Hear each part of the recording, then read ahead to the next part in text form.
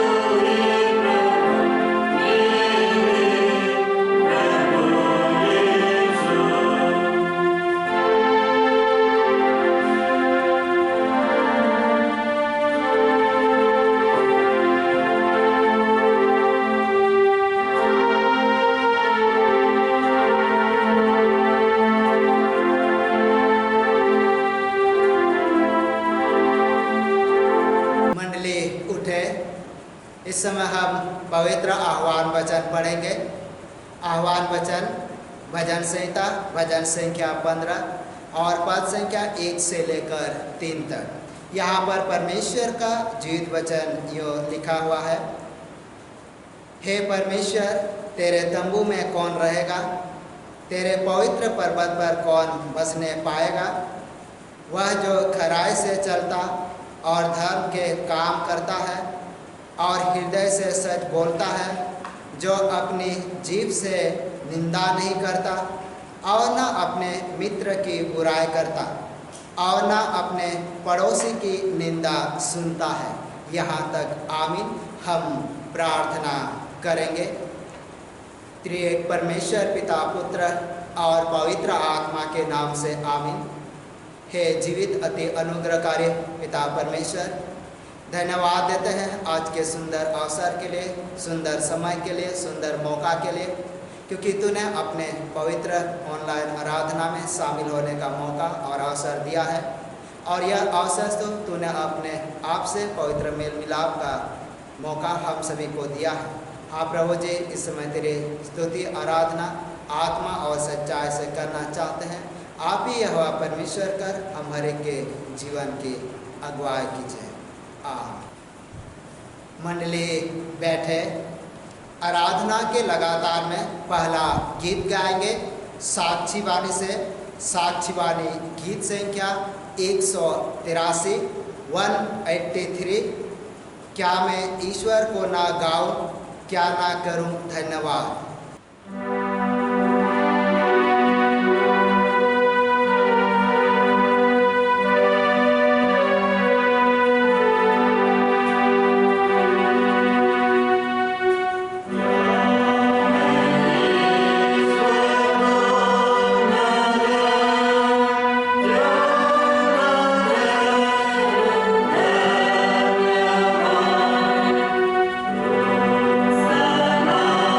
Yeah.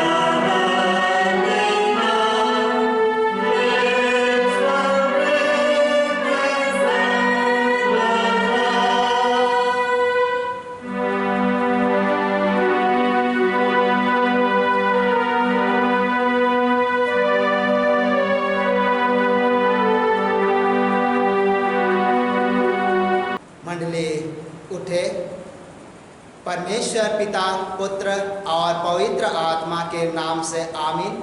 हमारी सहायता ईश्वर के नाम से जिसने स्वर्ग और पृथ्वी को सिरजा।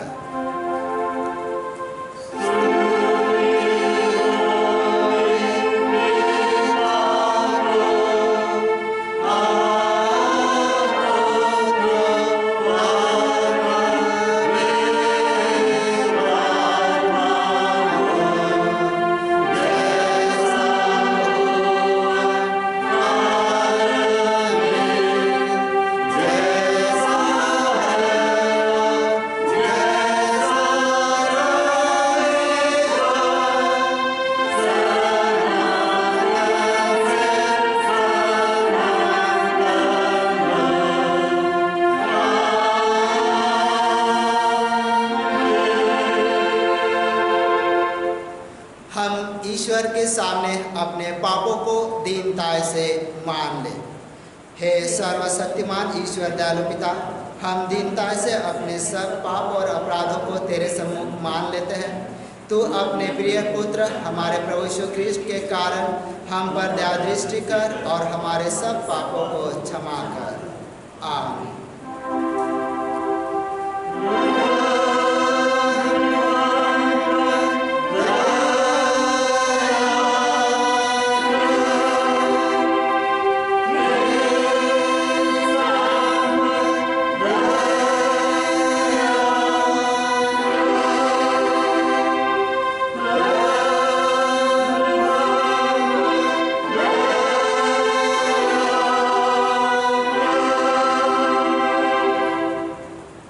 शांति वचन सुने। पहाड़ सरक जाएंगे और पहाड़ियाँ हिल जाएगी, पर मेरी दया तेरे पास से ना सरकेगी और ना मेरी कुशल की वाचा हिलेगी। परमेश्वर तेरा दया करने हारा कहता है। यशाया 54:10। आमीन।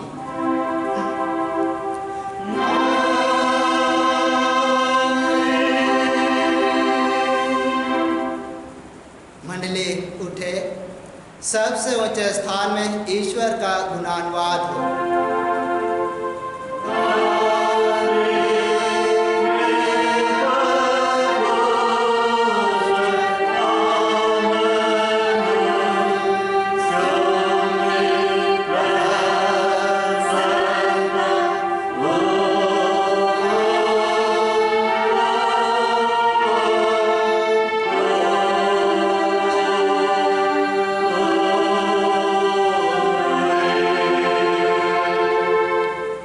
प्रभु आप सबके संग होए।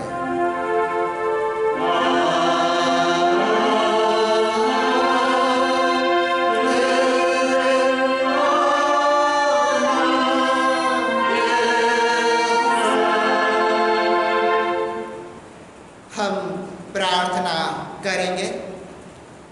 हे प्रभु प्रिय स्वर्गवासी पिता, हम तेरा धन्यवाद करते हैं कि तू अपनी कृपा से हमारा विनाश नहीं चाहता है, परंतु कि हम अपना मन तेरी ओर फिराए और बच जाए।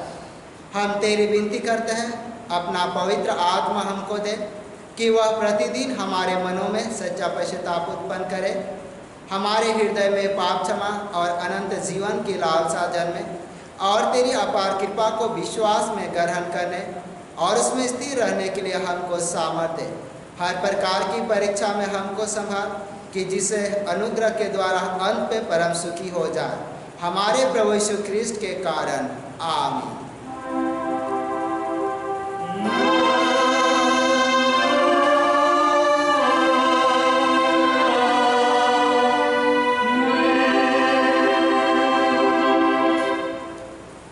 इस समय पहला पाठ वचन पढ़ेंगे। पहला पाठ वचन गलातियों के नाम पौलुस प्रेरित की पत्री, अध्याय संख्या 3 और पद संख्या 15 से आगे 22 तक। गलातियों के नाम पौलुस प्रेरित की पत्री, अध्याय 3 और पद संख्या 15 से आगे। यहाँ पर परमेश्वर का जीवित वचन यूँ लिखा हुआ है। हे भाइयों, मैं मनुष्य की रीति पर कहता हूँ, मनुष्य की वाचा भी जो पक्की हो जाती है, ना तो कोई इसे टालता है और न उसमें कुछ बढ़ाता है। अतः प्रतिज्ञा अब्राहम को और उसके वंश को दी गई। वह यह नहीं कहता वंशों को, जैसे बहुतों के विषय में कहा, पर जैसे एक के विषय में कि तेरे वंश को, और वह मसीह है। पर मैं यह कहता हूँ, जो वाचा परमेश्वर ने पहले से पक्की की थी, उसको व्यवस्था 430 वर्ष के बाद आकर नहीं टाल सकती कि प्रतिज्ञा व्यर्थ ठहरे। क्योंकि यदि मीरास व्यवस्था से मिली है तो फिर प्रतिज्ञा से नहीं, परंतु परमेश्वर ने अब्राहम को प्रतिज्ञा के द्वारा दे दी है। तब फिर व्यवस्था क्यों दी गई? वह तो अपराधों के कारण बाद में दी गई कि उस वंश के आने तक रहे जिसको प्रतिज्ञा दी गई थी, और वह स्वर्गदूतों के द्वारा एक मध्यस्थ के हाथ उठाई गई। मध्यस्थ तो एक का नहीं होता, परंतु परमेश्वर एक ही है। तो क्या व्यवस्था परमेश्वर की प्रतिज्ञाओं के विरोध में है? कदापि नहीं। क्योंकि यदि ऐसी व्यवस्था दी जाती जो जीवन दे सकती, तो सचमुच धार्मिकता व्यवस्था से होती।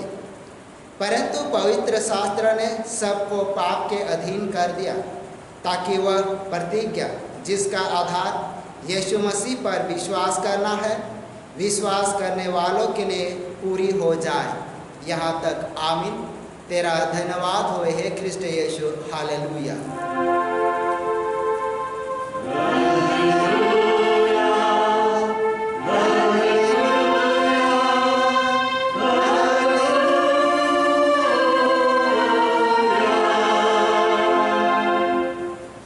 अब हम समस्त क्रिस्टियानी कलीसिया के संग मिलकर अपना महापवित्र विश्वास वचन मान लेकर योग कहे, मैं विश्वास करता हूँ परमेश्वर पिता पर, जो स्वर्ग और पृथ्वी का सर्वशक्तिमान सृजनहार है, और उसके इकलौते पुत्र अपने प्रभु यीशु ख्रीस्त पर, जो पवित्र आत्मा से गर्भ में आया, कुंवारी मरियम से उत्पन्न हुआ, पंतुस पिलातुस की आज्ञा से दुख उठाया, क्रूस पर चढ़ाया गया, मर गया और गड़ा गया, पाताल में उतरा, तीसरे दिन मृतकों में से जी उठा, स्वर्ग पर चढ़ गया और परमेश्वर सशक्तिमान पिता के दाहिने हाथ बैठा है, जहाँ से वह जीवितों और मृतों का विचार करने को फिर आएगा। मैं विश्वास करता हूँ पवित्र आत्मा पर, एक ही पवित्र क्रिस्टियानी कलीसिया, पवित्रों की संगत पर, पापों की क्षमा, देह के जी उठने और अनंत जीवन पर। आमीन।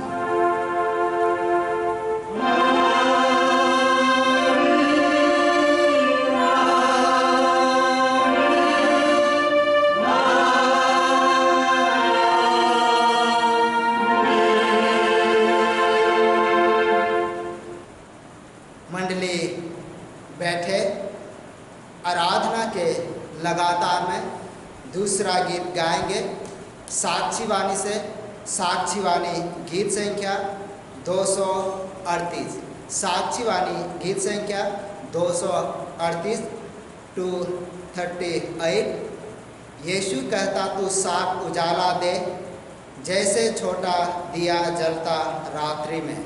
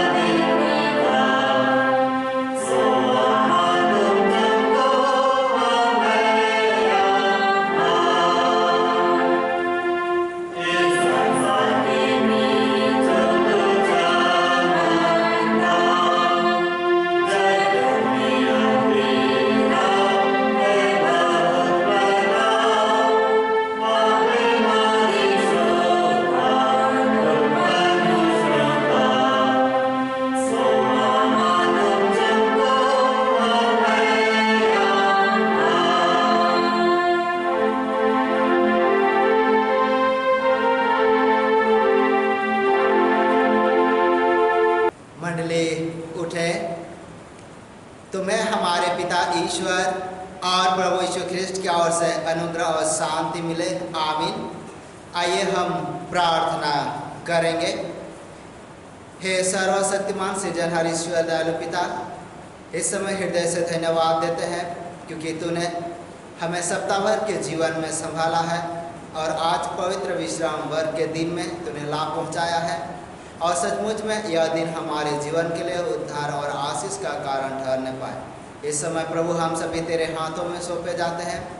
आप ही यहोवा परमेश्वर कर हम हर एक की अगुवाई कर और यह आज का जो वचन है वो हम हर एक के जीवन में आशीष और फलवंत होने पाए। विनती उद्धार करता प्रभु यीशु के नाम से मांगते हैं, दया से सुन, अनुग्रह से ग्रहण कर। आमीन।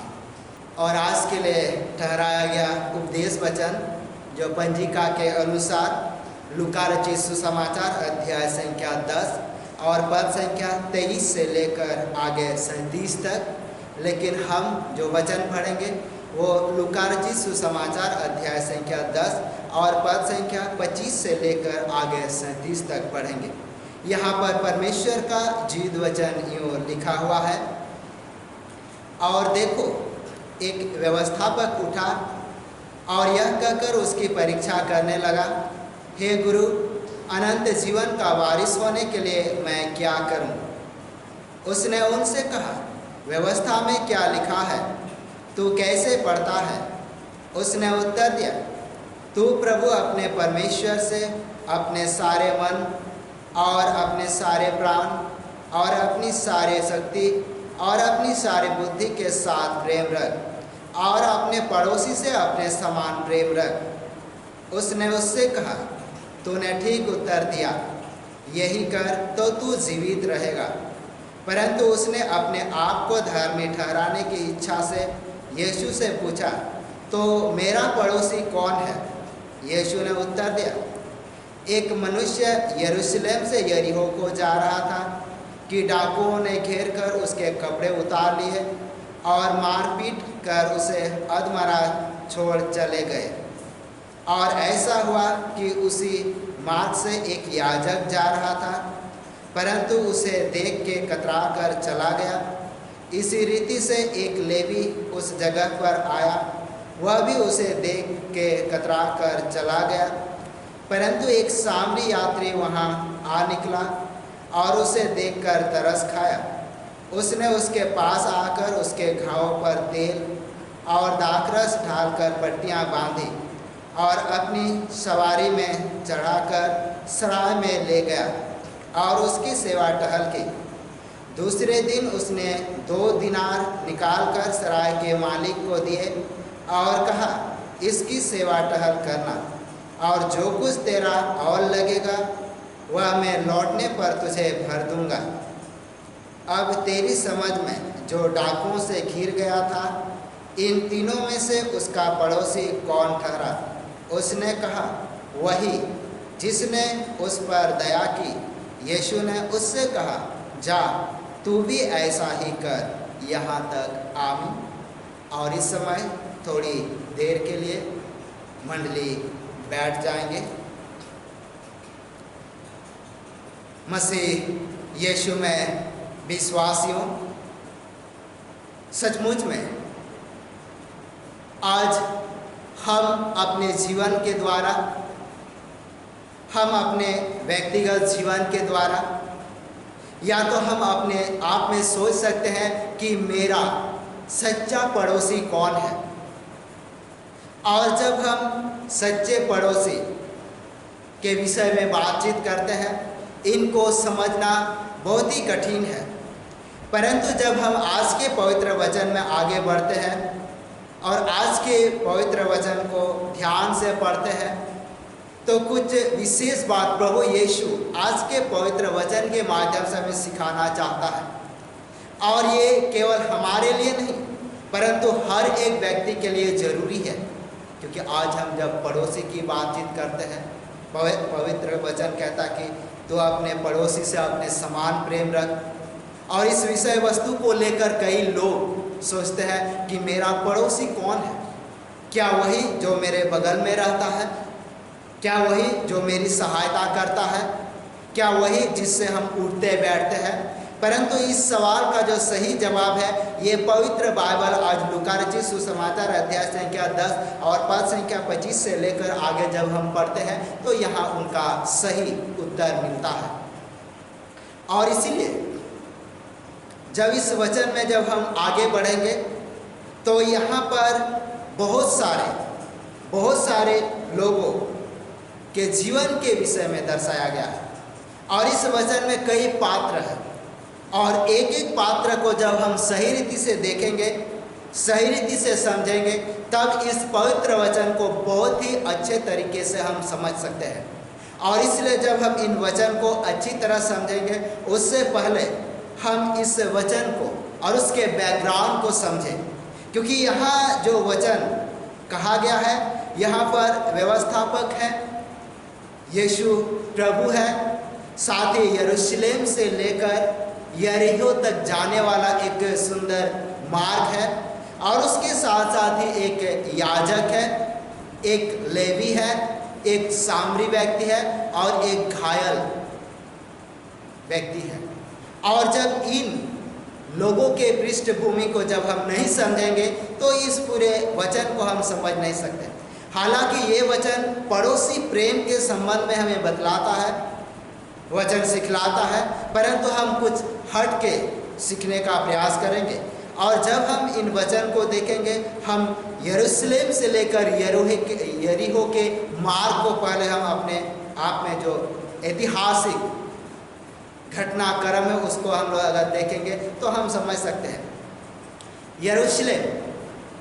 यरूशलेम यहूदी धार्मिक केंद्र का मुख्य केंद्र बिंदु है, और यरूशलेम जो शहर है, नगर है, वो पहाड़ के ऊपर पर बसा हुआ है और इसलिए बहुत ही ऊंचा है। और जब हम यरीहो की बातचीत करते हैं, यरीहो मृत सागर के पास वहाँ वो नगर स्थित है, और इसलिए यरूशलेम से जब कोई व्यक्ति यरीहो को जाता है तो एक ढलान मिलता है जो यरीहो के लिए जाता है। और ये ढलान आमतौर पर ऐसा ढलान नहीं है कि साफ सुथरा हो, परंतु ये जो मार्ग है ये पहाड़ी इलाका है, पहाड़ों से घिरा हुआ है। और इसलिए यरूशलेम से यरीहो का जो मार्ग है वो बहुत जोखिम भरा है, क्योंकि एक तो ढलान है, फिर अगल बगल चट्टानें हैं और कई ऐसे घुमावदार सड़क है और उनसे होकर गुजरना पड़ता है, और तब जाके लोग यरीहो पहुंचते हैं। अगर कोई व्यक्ति यरीहो से यरूशलेम को जाता है तो उसको नीचे से ऊपर की ओर चढ़ना पड़ता है, और इसलिए ये जो रास्ता है ये सकड़ा है।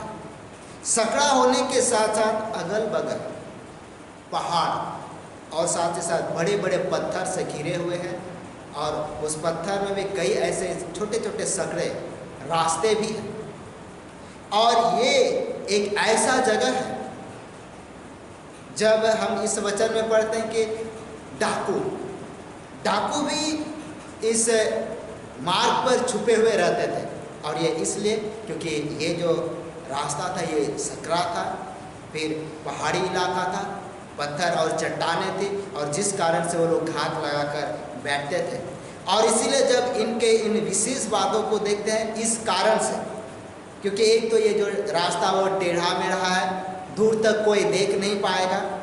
दूसरी बात है बड़े बड़े पत्थर, बड़े बड़े चट्टान है, जिसके कारण से डाकू छुप कर रहते हैं, चोर छुप कर रहते हैं और अचानक से आक्रमण भी करते हैं। और इसलिए ये एक स्वाभाविक बात है। जब यीशु ने यहाँ व्यवस्थापक को, यहाँ फरीसी को या शास्त्री को हम कह सकते हैं, मुख्य रूप से जो वचन में लिखा है व्यवस्थापक, जब ये उनको उत्तर दे रहा है, और यहाँ ये जो दृष्टांत कहा गया है, ये दृष्टांत उस समय आम बात थी, क्योंकि आए दिन ये घटना घटता ही था। और ये दृष्टांत ही नहीं परंतु एक सच्ची घटना भी है, क्योंकि अक्सर यरूशलेम से यरीहो का जो मार्ग है उस जगह ऐसी घटना घटती थी। और यहाँ पर पड़ोसी के विषय में, उससे पहले हम जब वचन में आगे बढ़ते कि एक व्यवस्थापक यीशु का परीक्षा लेने के लिए यह कहकर खड़ा होता है कि हे गुरु, अनंत जीवन का वारिस होने के लिए मैं क्या करूं? और ये सचमुच में एक बड़ा प्रश्न है कि अनंत जीवन प्राप्त करने के लिए मैं क्या करूं? और जब हम देखते हैं इस प्रश्न का उत्तर यीशु नहीं देता, परंतु वो कहता है कि तुम कैसे पढ़ते हो, व्यवस्था में क्या लिखा है। यहाँ व्यवस्थापक यीशु को पूछना चाहता है, प्रश्न करता है, परंतु यहाँ यीशु भी व्यवस्थापक को पूछा कि व्यवस्था क्या कहती है, तुमने क्या पढ़ा है? और ये वो उत्तर देता है जिसको अगर हम यहाँ पढ़ेंगे तो लूका रचित सुसमाचार अध्याय संख्या 10 और पद संख्या 26 में वचन कहता है। अगर हम इस वचन को आगे पढ़ते हुए, उसने उससे कहा व्यवस्था में क्या लिखा, तू कैसे पढ़ता है? उसने उत्तर दिया, तू प्रभु अपने परमेश्वर से अपने सारे मन और अपने सारे प्राण और अपनी सारी शक्ति और अपनी सारी बुद्धि के साथ प्रेम रख, और अपने पड़ोसी से अपने समान प्रेम रख। और ये व्यवस्थापक के लिए आम बात नहीं थी, ये व्यवस्थापक के लिए बड़ा बात नहीं था, क्योंकि व्यवस्थापक या फरीसी लोग, शास्त्री लोग परमेश्वर के जीवित वचन को, कुछ भाग को अपने कलाई में रखते थे, उसको ताबीज के रूप में बनवाकर लिखाकर वो रखते थे, या तो कोई उसे टांग भी देते थे। और उनमें जो मुख्य रूप से वचन होता था, जो खासकर जो रूढ़िवादी कट्टर यहूदी थे, वो इस वचन को अपने कलाई में बांध के रखते थे ताबीज के रूप में, या तो गले में टांग के रखते थे। और यही नहीं, परंतु वो सारे अंश जिसको हम अगर वचन में देखें तो पढ़ सकते हैं, निर्गमन की पुस्तक अध्याय संख्या 13 और पद संख्या 1 से लेकर 10, या तो हम व्यवस्था विवरण अध्याय संख्या 6 और पद संख्या 4 से आगे। और ये जो वचन है अपने कलाइयों में ये लोग बांध के रखते थे, ताबीज जिसे हम लोग, वो लोग बटुका बना के बांध के रखते थे, जिसे आम आदमी ताबीज भी कहते हैं। और इसीलिए वो इससे अनजान नहीं थे, क्योंकि व्यवस्था वो जानता था। परंतु फिर भी जब प्रभु यीशु से वो सवाल करता है कि तो पड़ोसी कौन है, यहाँ व्यवस्था में लिखा कि अपने पड़ोसी से अपने समान प्रेम रख। और ये यीशु मसीह से सवाल किया गया। जब यीशु मसीह उत्तर देता है तो एक सुंदर दृष्टांत उसके पास रखता है, और ये दृष्टांत ही नहीं परंतु एक सच्ची घटना भी है, क्योंकि यीशु के दिनों में यरूशलेम से जाने वाले जो यात्री थे, यरीहो को जाते थे, उनके साथ ये अक्सर ये घटना हुआ करती थी। और इसीलिए यहाँ पर उन्होंने सुंदर उदाहरण देते हुए यहाँ वचन में का, जिसको हम लोग मरकुस रचित सुसमाचार अध्याय संख्या 10 और पद संख्या 30 से लेकर आगे पढ़ेंगे 37 तक ये वचन लिखा है, जहाँ पर यीशु ने यूँ कहा, यीशु ने उत्तर दिया, एक मनुष्य यरूशलेम से यरीहो को जा रहा था कि डाकुओं ने घेर कर उसके कपड़े उतार लिए और मारपीट कर उसे अधमरा छोड़कर चले गए। और ऐसा हुआ कि उसी मार्ग से एक याजक जा रहा था, परंतु उसे देखकर कतरा कर चला गया। इसी रीति से एक लेवी उस जगह पर आया, वह भी उसे देख के कतरा के चला गया। परंतु एक सामरी यात्री वहाँ आ निकला और उसे देखकर तरस खाया। ये पवित्र वचन है, और ये पवित्र वचन है। और यहाँ पर जब हम इन 4 पात्रों के जो विशेष रोल है, भूमिका है, उनको जब देखेंगे, यहाँ पर सबसे पहले एक यात्री है, घायल यात्री। लेकिन जब हम उसके विशेषता पर बातचीत करेंगे, क्योंकि हर एक व्यक्ति जानता था कि यरूशलेम से जो रास्ता यरीहो को जाता उसमें खतरा है, और इसीलिए जो भी लोग यात्रा करते थे वो दिन में करते थे, या तो कभी अकेले नहीं करते थे।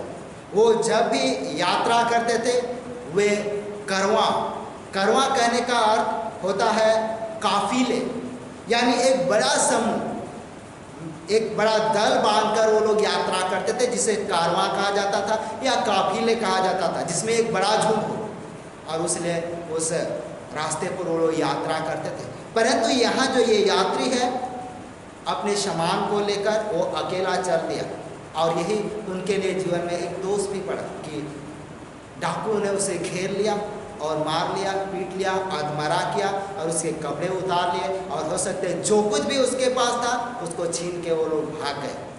और ये तो उनके विषय के लिए। और इसलिए दूसरा जब हम यहाँ पर देख रहे पुरोहित के जीवन को हम लोग देख रहे हैं, और पुरोहित का जीवन यहाँ पर देखते हैं वचन में कि एक पुरोहित आता है, और जब ये याजक पुरोहित आता है और वो उस रास्ते से गुजर रहा है, परंतु जब उस घायल व्यक्ति को देखा तो यहाँ वचन कहता है कि वो कतरा कर निकल गया। और इस वचन पर लोग कई प्रकार के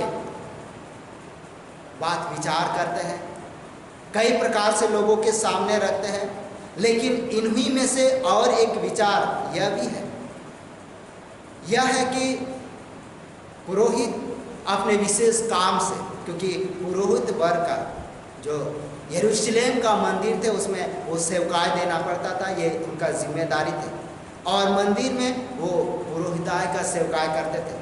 और ये हो सकता है सेवकाई के लिए कहीं जा रहा हो, और उसी समय उन्होंने उस अधमरे यात्री को देख लिया, और वो हो सकता है कि उनके मन में था कि इनकी मैं मदद करूं, इनकी मैं सहायता करूं, पर वो उसे छू नहीं सकता था, क्योंकि यहूदी व्यवस्था में अशुद्ध एक ऐसी चीज़ थी जिनके कारण से वो लोग कुछ करते हुए भी नहीं कर पाते थे।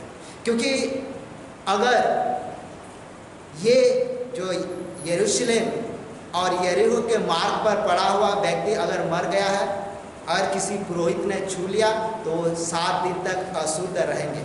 और जिसको हम वचन में पढ़ेंगे तो पढ़ सकते हैं गिनती उसका 19 का 11 से लेकर 13 तक, गिनती 11 पद 11 से 13 और अध्याय संख्या 19, जिसको हम पढ़ेंगे तो पढ़ सकते हैं गिनती अध्याय 19 और पद संख्या 11 से लेकर 13। वहाँ पर ये अशुद्धता का नियम है, अगर जो किसी मनुष्य का शव को छुए वह 7 दिन तक अशुद्ध ठहरेगा, और साथ ही साथ 7 दिन तक मंदिर की सेवकाई नहीं कर सकता, और साथ ही साथ अगर वो सेवकाई करता तो निवास स्थान को अपवित्र कर सकता है। और इसीलिए यहाँ वो व्यक्ति को देखकर ये जो पुरोहित है वो निकल कर चला गया, क्योंकि उसको अपना सेवकाई करना था। परंतु ये एक और भी विशेष बात है, क्योंकि उन्होंने अपने अनुष्ठान को ज़्यादा ध्यान दिया, परंतु यहाँ जो अधमरा पड़ा हुआ व्यक्ति उसको उन्होंने ध्यान नहीं दिया, परंतु उसे चाहिए था कि उसकी मदद करें, परंतु ऐसा नहीं हो सका। और उसके साथ साथ ही जब आगे हम वचन में बढ़ते हैं तो वहाँ लेवी के जीवन को देख रहे हैं। और जब लेवी और याजक की बातचीत करें, पहले हम लेवी क्या है इसको जान लें। लेवी लोग याकूब के 12 पुत्रों में से एक लेवी वंशज है, और उनका जिम्मेदारी था कि यहूदी मंदिर में वो भी सेवा करें, सेवा का काम करें। और इसीलिए जब उन्होंने इन पुरोहित से भी नज़दीक जाकर देखा तो वो भी सोचा कि होगा ये मर गया होगा, अगर वो भी उस शव को छुए तो वो भी अशुद्ध हो सकता था, और जिसके कारण से वो चाहते हुए भी उसकी सहायता नहीं कर पाए। और ये तो व्यवस्था के कारण हो सकता है, अगर उसे वो छू ले, अगर वो मरा हुआ था तो वो भी 7 दिन के लिए अशुद्ध ठहरेगा, और जिसके कारण से वो मंदिर में सेवा नहीं कर सकेगा। और ये जो दोनों, चाहे याजक हो चाहे लेवी हो, अपने पारी को खो सकता था, और इस कारण से वो, और दूसरी बात यह भी है कि हो सकता वो बहुत जल्दी में थे, परंतु उन्होंने मदद नहीं किया। और इसलिए जब यहाँ पर आगे जब हम बढ़ेंगे और बढ़ते हुए जब देखेंगे यहाँ जो और एक व्यक्ति जो सामरी व्यक्ति का जिक्र है, और ये दयालु सामरी के रूप में आया है, और ये जो सामरी है उन्होंने उसे देखा, उसके निकट गया, उस पर तरस खाया, अपना जो थैला में से तेल को निकाल कर उससे उसके घाव पर डाला, महरम पट्टी किया। लेकिन हम देख सकते हैं कि ये कौन है। ये एक स्वतंत्र व्यक्ति है, ये एक आजाद व्यक्ति है। और जब वचन में हम अधिक पढ़ेंगे और इसके पृष्ठभूमि को ढूंढ के निकालने का प्रयास करेंगे, ये संभवतः एक व्यापारी था, व्यवसाय करने वाला व्यक्ति था। इसीलिए हम जान सकते हैं इन्होंने इस घायल यात्री को जिस सराय में ले गया, और ये जो सामरी व्यापारी वो अक्सर इस सराय में आता था और जाता था, और इसलिए सराय के मालिक से एक अच्छी पहचान थी, जान पहचान थी। और इसलिए इन्होंने जो कुछ भी सराय के मालिक को कहा उन्होंने मान लिया। और इसलिए हम समझ सकते हैं कि उन्होंने जो भलाई का काम किया। और इसके लिए हम जब वचन में आगे पढ़ेंगे कि यीशु यहाँ कहता है कि इन तीनों में से उसका जो पड़ोसी वो कौन निकला। और यहाँ पर वचन कहता है, यहाँ पर वचन में अगर हम लोग पढ़ेंगे तो जिसको हम लूका रचित सुसमाचार अध्याय संख्या 10 पद संख्या 36 से लेकर आगे वचन, अब तेरी समझ में जो डाकुओं से घिर गया था, इन तीनों में से उसका पड़ोसी कौन ठहरा? उसने कहा, वही जिसने उस पर दया की। यीशु ने उससे कहा, जा तू भी ऐसा ही कर। और यह तो सचमुच में परमेश्वर का पवित्र जीवित वचन है, यह परमेश्वर का पवित्र जीवित वचन है। और उन्होंने कहा कि जा और जाकर तू भी ऐसा ही कर। ये पड़ोसी प्रेम है। और हम समझते जो वक्त पर सहायता करता है, जो वक्त और ज़रूरत के समय हमारे पास खड़ा होता है, जो हमें साथ देता है, वही हमारा पड़ोसी होता है। और इसीलिए पड़ोसी ये प्रेम के द्वारा और दया के द्वारा उत्पन्न होता है। क्योंकि आज पड़ोसी होकर भी बहुत सारे पड़ोसी के रोल को नहीं निभाते हैं, परंतु ऐसे व्यक्ति भी हो सकते हैं। क्योंकि आज जब हम वचन में देखते हैं ये पड़ोसी वास्तव में हमारे जीवन किस तरह से उभारते हैं। परंतु यहाँ ये जो याजक है, ये जो लेवी है, वो सहायता करना चाहते थे, परंतु वो व्यवस्था से बंधे हुए थे। और इसीलिए प्रभु यीशु ने जाना कि व्यवस्था के द्वारा कोई धार्मिक नहीं ठहर सकता, इसीलिए व्यवस्था के बाहर और विश्वास के द्वारा धार्मिक ठहराया जा सकता है। और इसीलिए प्रभु यीशु ने व्यवस्था से हटके धार्मिकता और धार्मिक और विश्वास पर उन्होंने जोर दिया। और जिसको हम लोग आज पहला पाठ वचन जिसको हम लोग गलातियों के नाम पौलुस प्रेरित की पत्री अध्याय संख्या 3 और पद संख्या 15 से आगे 22 तक में जब पढ़ेंगे तो यहाँ वचन कहता है कि व्यवस्था जो है वो केवल पाप को पहचानने में सहायता करती है, मदद करती है। व्यवस्था से मिरास तो नहीं मिलती है, परंतु यहाँ अनुग्रह विश्वास के द्वारा। और इसीलिए जब हम इन वचन को पढ़ेंगे तो यहाँ वचन यूँ लिखा हुआ जिसको हम गलातियों के नाम पौलुस प्रेरित की पत्री अध्याय संख्या 3 और पद संख्या 21 से लेकर 22 तक। यहाँ व्यवस्था का विरोध भी नहीं हो रहा। यहाँ पर वचन यूँ का, तो क्या व्यवस्था परमेश्वर की प्रतिज्ञाओं के विरोध में है? कदापि नहीं, क्योंकि यदि ऐसी व्यवस्था दी जाती जो जीवन दे सकती है तो सचमुच धार्मिकता व्यवस्था से होती। परंतु पवित्र शास्त्र ने सब को पाप के अधीन कर दिया ताकि वह प्रतिज्ञा जिसका आधार यीशु मसीह पर विश्वास करना है, विश्वास करने वालों के लिए पूरी हो जाए। और यह पवित्र वचन है। और इसीलिए व्यवस्था से धार्मिकता नहीं, परंतु अब विश्वास से धार्मिकता और यीशु पर विश्वास करने के लिए। और इसीलिए सचमुच में आज हम चाहे कि हम प्रभु यीशु पर विश्वास करें। अगर हम व्यवस्था के अधीन हैं तो अभी भी हम विश्वास के काम को जो हमें एक प्रेम के रूप में करना चाहे करने में असमर्थ हैं। और आज जब हम अपने जीवन को देखेंगे, अपने प्रियजन के जीवन को देखेंगे, मसीह विश्वासियों के जीवन को देखेंगे, उसे भी चाहे कि अपने पड़ोसी से अपने समान प्रेम रहे। आज हम अपने जीवन को देख सकते हैं। हम सोच सकते हैं कि हमारा पड़ोसी कौन है। हमारे मोहल्ले में कई लोग हैं, कई परिवार हैं, पर जो सहायता करते हैं, जो वक्त पर खड़ा होते हैं, जो मदद करते हैं, वो हमारा सच्चा पड़ोसी है। चाहे हम मोहल्ले के प्रियजन के जीवन के लिए भी देख सकते हैं। उसके पास बहुत सारे लोग हैं, बहुत सारे समाज हैं, पर जब वक्त में जो काम आते हैं वही उनका सच्चा पड़ोसी होता है। और यहाँ पर प्रभु यीशु ने एक सुंदर दृष्टांत के द्वारा अपने लोगों को समझाया।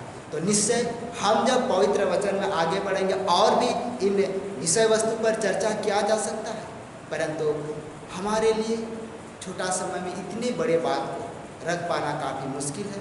इसलिए परमेश्वर इन छोटे वचनों के माध्यम से हम हर एक के जीवन को आशीषित करें और हम अपने सच्चे पड़ोसी और सच्चे प्रेम को प्रकट करते हुए ईश्वरीय स्तुति और महिमा करें। परमेश्वर इस वचन के माध्यम से हम हर एक के जीवन के अगुवाई करें।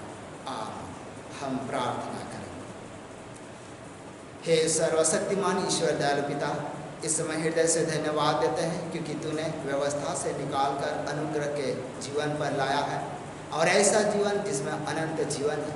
और जो आज सचमुच में यहाँ एक व्यवस्था पर पूछता है कि अनंत जीवन वारिस होने के लिए मैं क्या करूँ, और इसका उत्तर देते हुए यीशु ने सुंदर दृष्टांत दिया है और हम सभी ने इसे सुना और जाना, परंतु हम लापरवाही ना करें, परंतु तेरे पवित्र विश्वास में बने रहते हुए आगे बढ़ते हुए हम उस उद्धार के कामों को प्राप्त करें जिस प्रकार यहाँ उस घायल यात्री के जीवन में उद्धार प्राप्त होता है।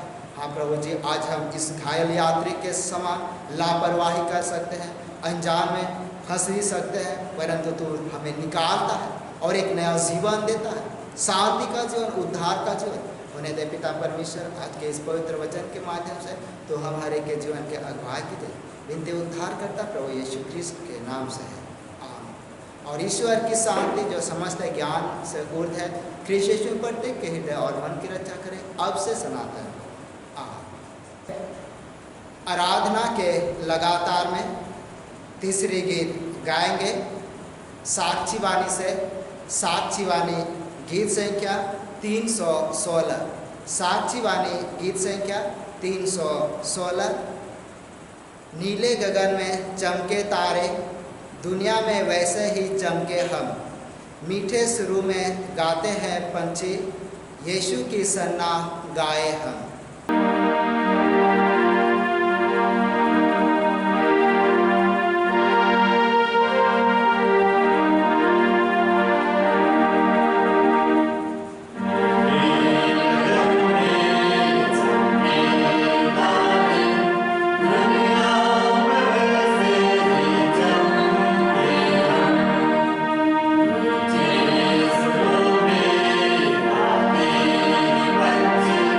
Yeah.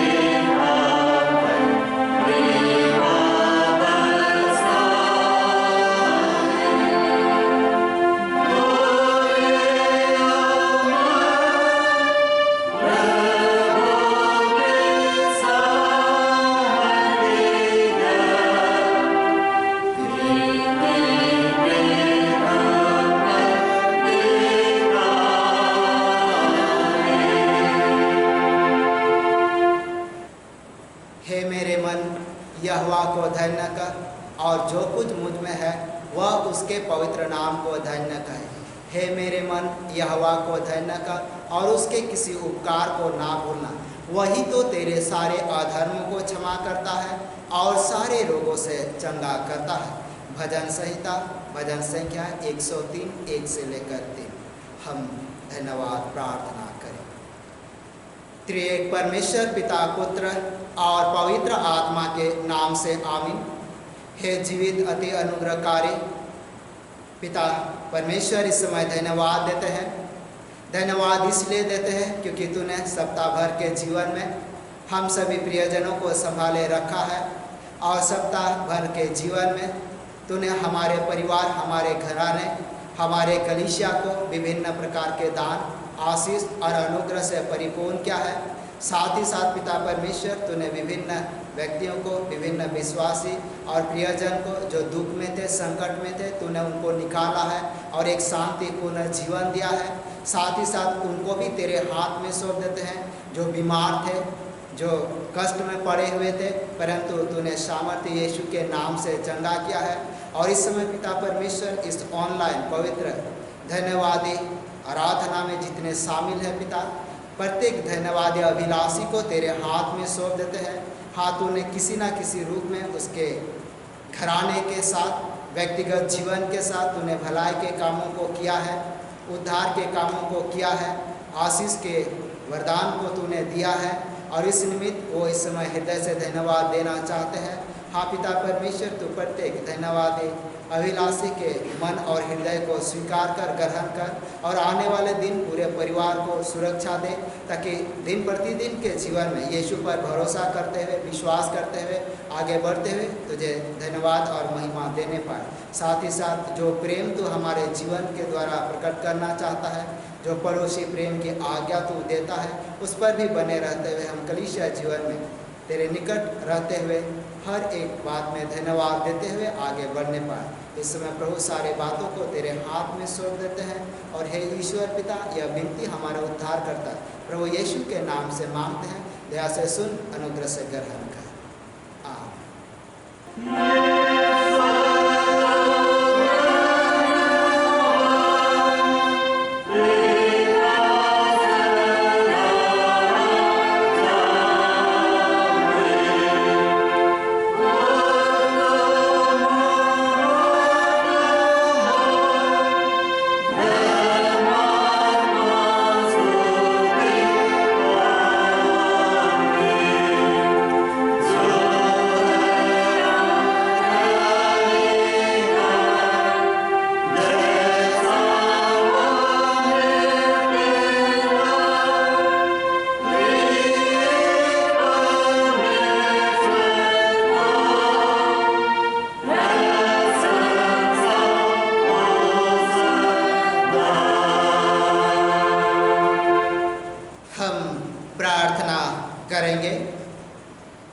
हे प्रभु परमेश्वर सर्ववासी पिता, हम तेरी विनती करते हैं, अपनी ख्रिस्तानी कलीसिया और उसके सारे सेवकों की अगुवाई कर, कि वे तेरे वचन के निर्मल उपदेश में ठहरे, जिससे सच विश्वास और प्रेम हमें बढ़े और दिखाया जाए।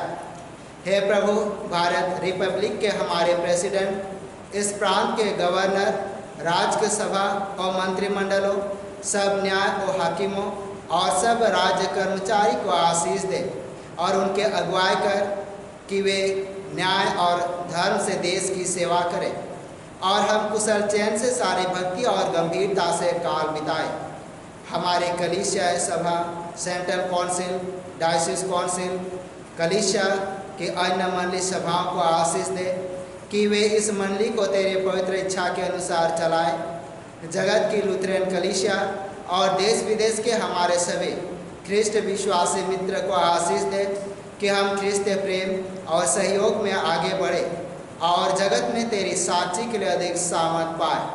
हमारे कलीसिया के सब कामों पर आशीष दे, लड़के लड़कियों की शिक्षा पर आशीष दे, कि वे तेरे भय, प्रेम और भरोसा में बढ़ते जाए। कलीसिया के विद्यालयों, शिक्षण प्रशिक्षण, महाविद्यालयों और अन्य संस्थाओं को संभाल और उनकी बढ़ती दे, और उनके द्वारा कलीसिया के लिए आत्मिक और लौकिक आशीष दे। खेती बाड़ी और हर एक काम उद्यम को सफल कर, जिससे हर कोई सुविवेक से तेरे आगे चले और अपनी जीविका आप ही पाए। अपनी कृपा से उन सबों पर दृष्टि कर जो कंगालपन, रोग और नाना प्रकार की सकेती और दुख में है, उनको शांति दे। साथ ही साथ उनको भी तेरे पवित्र हाथ में सौंप देते हैं जो दुर्बल है, जो कमज़ोर है और आज तेरे पवित्र ऑनलाइन आराधना में शामिल हो नहीं पाए, परंतु प्रभु तू उसके भी साथ होकर उनके जीवन की अगुवाई कर। हाँ पिता ईश्वर, क्योंकि तूने हम सभी को अपने पवित्र हाथों से बनाया है और इस जगतीय जीवन में भेजा है, और जब संपूर्ण मानव जाति पाप और अपराध में पड़ गए तो तूने व्यवस्था दिया, परंतु व्यवस्था के द्वारा भी वो धार्मिकता प्राप्त नहीं कर सके, और इसलिए तूने अनुग्रह को हमारे जीवन में प्रकट करने के लिए अपने एक लौते पुत्र उद्धारकर्ता प्रभु यीशु को हमारे जीवन के लिए भेजा, ताकि उसके माध्यम से हम सभी उद्धार को प्राप्त करें और उस शांति और आनंद को प्राप्त करें जिसके लिए तूने हमें जगतीय जीवन में भेजा है। और सचमुच में हम जब यीशु पर विश्वास करते हैं तो हम संपूर्ण उद्धार को प्राप्त करते हैं। साथ ही साथ तूने हमारे अगुवाई के लिए पवित्र आत्मा का सामर्थ दिया है, वो हमारे दिन प्रतिदिन के जीवन में अगुवाई करता है, और तू चाहता है कि हम तेरे निकट रहें और हर एक प्रकार की परीक्षा में तू हमें संभाल और हर एक प्रकार के दुष्टता के कामों से हमें बचाए रख, और विभिन्न प्रकार के जो परीक्षा, चाहे शैतान की ओर से, चाहे समाज के ओर से, चाहे कलीसिया के ओर से, चाहे व्यक्तिगत रूप से आता हो, पिता तो इन सारे परीक्षाओं को हमारे जीवन से दूर कर, हर एक प्रियजन और विश्वासियों के जीवन से दूर कर, और तो अपने निकट प्रेम और अनुग्रह में बनाए रख, ताकि जो पड़ोसी प्रेम तो प्रकट करना चाहता है वो हमारे जीवन के द्वारा भी दिखाई दे, और इसके माध्यम से प्रभु यीशु के आज्ञा और उसके वचन पूरा हो सके। साथ ही साथ प्रभु जी प्रार्थना के द्वारा हमारे कलीसिया के सब भाई बहनों को तेरे हाथ में सौंप देते हैं, तो उनकी रक्षा कर। जो दूसरे देश में चले गए हैं कि वे सब जोखिम और परीक्षा में विश्वासी ठहरे, हम उनके लिए भी विनती करते हैं। जो मंडली से निकाले गए व उलट हुए हैं, उन पर दया कर कि वे सच्चे पश्चाताप से तेरी ओर फिरे। सब मनुष्य का त्राणी ठहर, और उन पर जो अंधियारे में बैठे हैं मुक्ति का उजाला प्रकाश कर। हमको अपश्चातापी मृत्यु से बचा, और अंत में अपने प्रिय पुत्र हमारे प्रभु यीशु ख्रिस्ट के द्वारा स्वर्ग राज में ग्रहण कर। इस समय हम प्रभु की प्रार्थना से प्रार्थना करेंगे। हे हमारे पिता, तू जो स्वर्ग में है, तेरा नाम पवित्र किया जाए, तेरा राज आए, तेरी इच्छा जैसे स्वर्ग में से पृथ्वी पर भी हो। हमारे प्रतिदिन की रोटी आज हमको दे, और हमारे अपराधों को क्षमा कर जैसे हमने अपने अपराधों को क्षमा करते हैं, और हमको परीक्षा मत डाल परंतु बुराई से छुड़ा, क्योंकि राज और पराक्रम और महात्म सदा तेरी ही है। आमीन।